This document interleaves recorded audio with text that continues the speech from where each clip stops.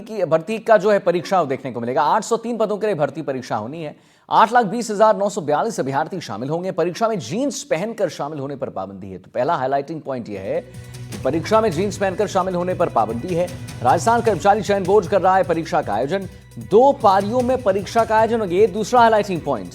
पहली पारी में सुबह 10 से 12 तक परीक्षा होगी, यानी 8 बज रहा है। 2 घंटे बाद परीक्षा शुरू हो जाएगी पहली पारी की, और दूसरी पारी में शाम 3 से 5 तक परीक्षा होनी है।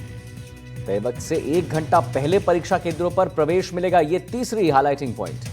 परीक्षा केंद्रों पर सुरक्षा का जो है पुख्ता इंतजाम भी रखा गया है। वीरेंद्र शेखावत हमारे साथ जुड़ गए, इसी खबर पर और जानकारी देंगे।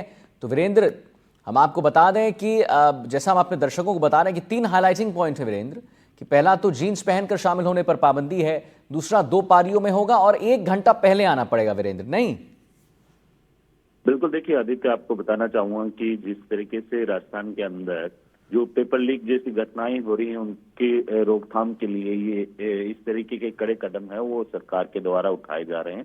और इसके साथ ही अगर बात की जाए इस पूरे परीक्षा की, तो ये 803 पदों के लिए जो है जेल पैरे की भर्ती परीक्षा होगी, और 2 पारियों के अंदर इस एग्जाम को कंडक्ट करवाया जाएगा। और सबसे बड़ी बात यह है कि इस परीक्षा के अंदर एक विशेष तौर पे ड्रेस कोड है, वो भी जारी किया गया है। अगर मान लीजिए आप अगर जींस या फिर कुछ अन्य कपड़े पहनकर आते हैं तो इसके ऊपर पाबंदी होगी, यानी कुल मिलाकर जिसके अंदर पॉकेट होगी वो अलाउड नहीं किया जाएगा।